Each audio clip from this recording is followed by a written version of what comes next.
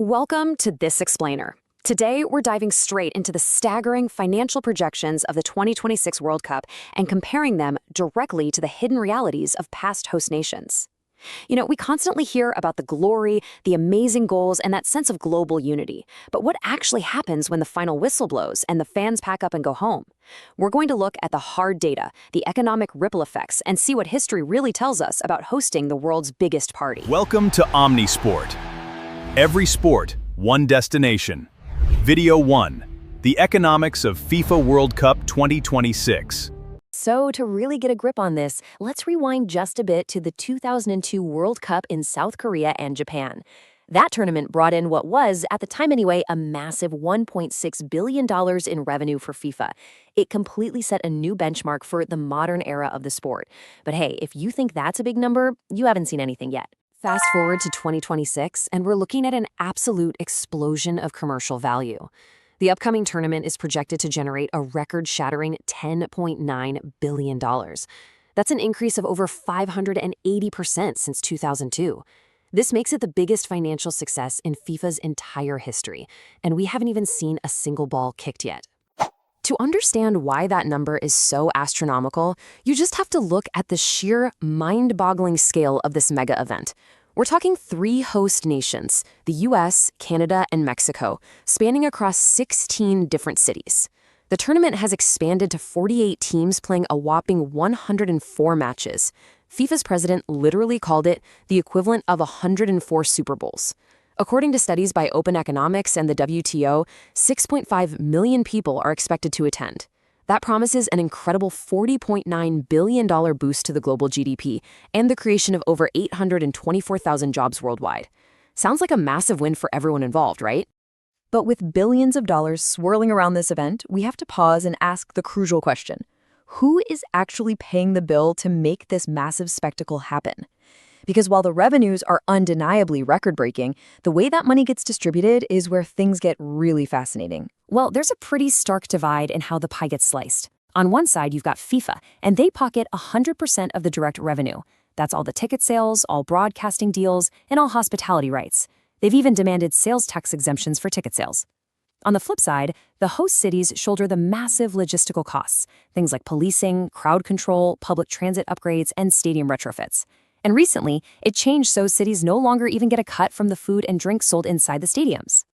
If you break down this highly efficient cash machine, it's driven mostly by broadcasting rights, which are projected to hit an astounding $4.3 billion for 2026. Then you have sponsorships adding another $2.8 billion. That is money streaming straight into FIFA's pockets. And as the sources point out, none of this broadcast or sponsorship revenue goes back to the local municipalities hosting the games. Not a dime. So what this ultimately means is that local taxpayers are investing heavily up front. For instance, Canada's Budget Office estimates a $765 million price tag just for their portion of the tournament. Over in the US, $625 million in federal funding has been earmarked strictly for security alone. Local governments are footing these massive bills, essentially banking entirely on a huge tourism boom to offset their costs. So, let's look at the reality of past hosts and see what the historical data tells us about how this expectation of economic prosperity actually plays out. Because when you look back, the gap between the initial promises and the final reality is pretty harsh. According to research in the International Journal for Multidisciplinary Research, past host nations have consistently faced absolutely devastating cost overruns. Look at South Africa in 2010. Their stadium building project started with a budget of $1.3 billion, but due to various practices and mismanagement, the final cost skyrocketed to $3.6 billion. That's a 176% overrun. And Brazil and Russia face similar multi-billion-dollar balloons in their own budgets. This research really highlights how these inflated costs leave behind tremendous national debt for the host countries. Increased spending naturally results in higher borrowing needs, which puts immense pressure on national budgets. In developing nations especially, this can force governments to implement strict austerity measures just to manage the sheer amount of debt taken on to host a single tournament. So where exactly does all that extra money actually go? Well, the research outlines that funds are frequently diverted by mismanagement and something called tenderpreneurship, which is where lucrative government contracts are simply handed over to politically connected large corporate entities. This actively locks out small local businesses. Plus, the human cost is alarming. In the preparations for the 2022 Qatar World Cup, reports highlighted severe labor exploitation of migrant workers under the kafala system, with reports suggesting nearly 1,200 workers died in hazardous conditions during the massive construction boom. And all that frantic construction often leads to a phenomenon seen across former host nations, the infamous White Elephant Stadium. These are massive stadiums that cost an absolute fortune to build and maintain, but end up vastly underutilized once the month-long tournament is over. To put this concept into perspective, just look at the Cape Town Stadium in South Africa.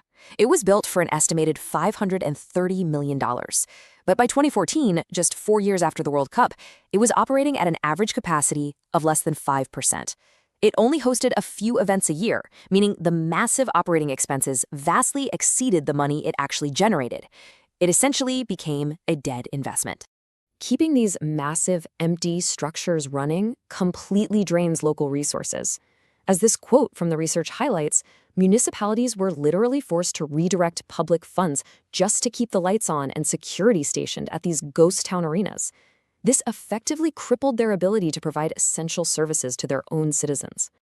And this right here is what economists call the opportunity cost.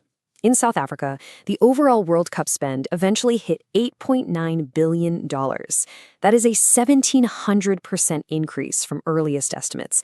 That's money actively taken away from vital public needs. Instead of funding housing, sanitation, or critical healthcare initiatives to tackle the country's high rates of HIV/AIDS and TB, millions report into concrete and steel that now basically sits empty. Which brings us to the big question: will 2026 be different? Let's assess the North American landscape. So, are things set up differently this time around? Well, the massive advantage for 2026 is infrastructure. The US, Canada, and Mexico are utilizing existing high-capacity NFL and soccer stadiums. Because there are no entirely new stadiums being built specifically for this event, they are theoretically bypassing the massive construction overruns and white elephant traps of the past. Add in the projections of 185,000 full-time jobs in the US and a $30.5 billion economic boost for the host nations, and honestly, it looks highly promising. However, early indicators are throwing a bit of a reality check on all that optimism. The American Hotel and Lodging Association reports that hotel bookings are actually well below expectations in nearly every US host city. Why? Well, FIFA's dynamic pricing means early tickets are averaging around $1,000, and parking is hitting $175. FIFA defends this by saying they're simply asking for market rates for top-tier entertainment. But these sky-high prices may be totally pricing out the everyday fans, leaving local hotels unexpectedly empty and city officials highly anxious about that promised tourism boom.